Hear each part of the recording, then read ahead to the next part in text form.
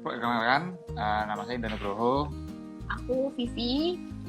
Uh, Kita owner dari By By NCC. NCC.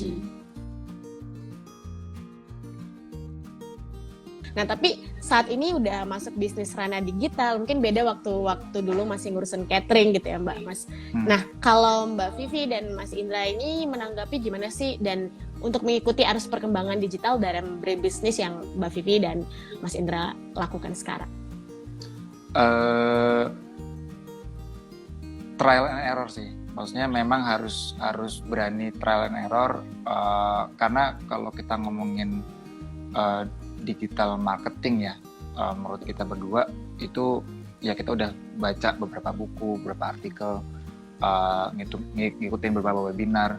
Memang nggak ada ilmu yang saklek harus A, harus B, harus C. Jadi memang dari si kitanya harus menyesuaikan apa sih yang audiens kita yang kita yang audiens kita mau lihat, audiens kita mau cari.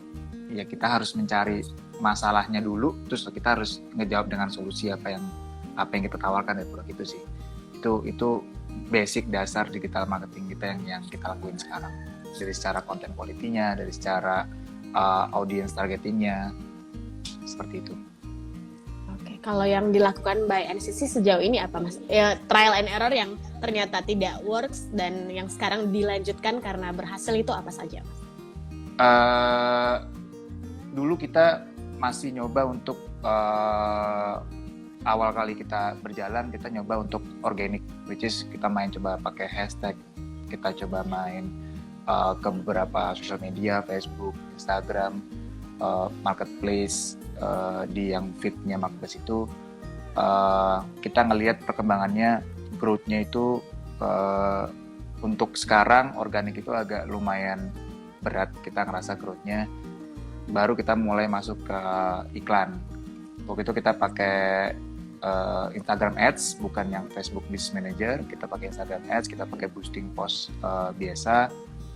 Kita belajar apa sih bedanya Instagram Ads dengan Facebook Business Manager, karena ya sebelum ngelakuin sih memang kita ngelihat biasa YouTube video, kita ngeliat artikel apa sih bedanya ini. Cuma memang harus coba biar ngerti, oh ini tuh fungsinya Instagram Ads, ini tuh fungsinya Facebook Manager, hingga akhirnya kita tahu belajar cara milih kata kunci, even di platform ads di marketplace-nya, di Tokopedia, platform ads-nya di Shopee, itu kan punya dua algoritma yang berbeda ya kalau kita ngelihatnya. Jadi memang belajarnya mungkin kepentoknya banyak kalau dari sisi kita. Gitu, memang mesti tahu belajar dari orang lain, kita cari artikel, oh mereka cara gini, kita coba, oh ya ini mungkin works, kita ngetin, yang nggak work kita stop, seperti itu sih. Oke, berarti berbisnis makanan ini tadi ternyata belajarnya banyak ya Mas, mulai dari marketing sampai belajar ads gitu tadi ya Mas? Iya, lumayan. Oke, nah tadi itu mungkin perjalanan gitu lah, tapi kalau tantangan nih Mas untuk berbisnis F&B ini? F&B ini menurut saya kompleksitasnya lumayan tinggi sih, dalam arti karena kalau kita ngomongin catering dengan retail itu kan dua industri yang berbeda ya.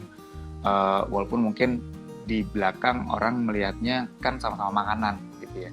Cuma dari scaling up untuk kita ngomongin catering dengan scaling up kita ngomongin produk retail,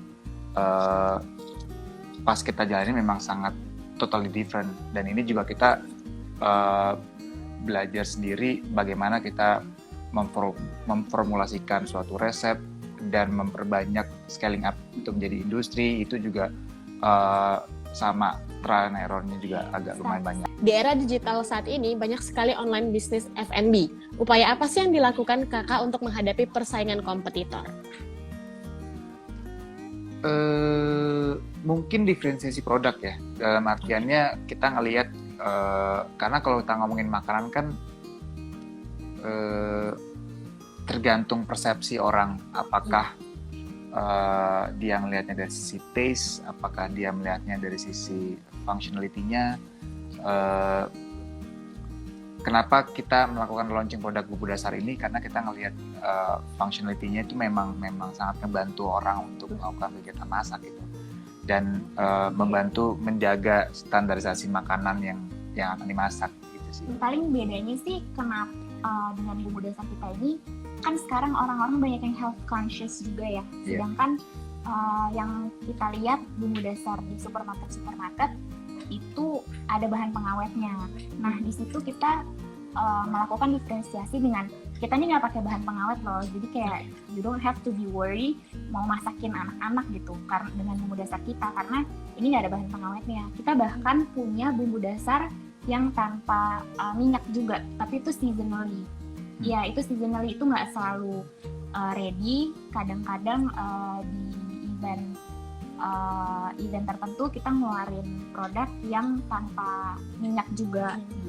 Jadi itu sih diferensiasi produknya kayak gitu contohnya. Oke, berarti nggak takut dengan kompetitor karena udah punya sesuatu yang khas gitu kali ya, Mbak? Iya, betul. Ya. Harus menemukan value-nya sendiri sih. Kalau Mas Indra dan Mbak Vivi udah punya basic untuk berjualan atau seperti apa sih Mas, Mbak? Background kita berdua itu kita kuliah S1 memang kebetulan bisnis. Okay. Yang S2-nya kita kebetulan berdua finance. Kebetulan emang satu area sih. Iya. Tapi ini jangan membuat sahabat Nova dan kawan-kawan yang bergabung hari ini untuk patah semangat. Kalau nggak punya basic pun itu sesuatu yang bisa dipelajari, benar nggak sih? Betul, ya, betul. Betul banget. Sebenarnya contohnya ya small aja sih, mulai dari hal simple aja dulu, nggak perlu terlalu dipikirin kejauhan gitu. Betul. Contohnya kayak misalkan tadi kita ngomongin pembagian peran gitu ya. Vivi bagian finance, saya bagian marketing dan sedikit operation, which is sebenarnya saya banyak belajar bagaimana cara marketing yang baik dan bagaimana cara mengoperate operation. Sebenarnya dia tuh juga kan basicnya bisnis sama finance ya, jadi marketingnya tuh sebenarnya nggak terlalu banyak tahu juga gitu. Jadi ya marketing pun juga trial error banget sih selama 2-3 tahun ini gitu. Dan sebenarnya kita juga di saat sekarang pun juga banyak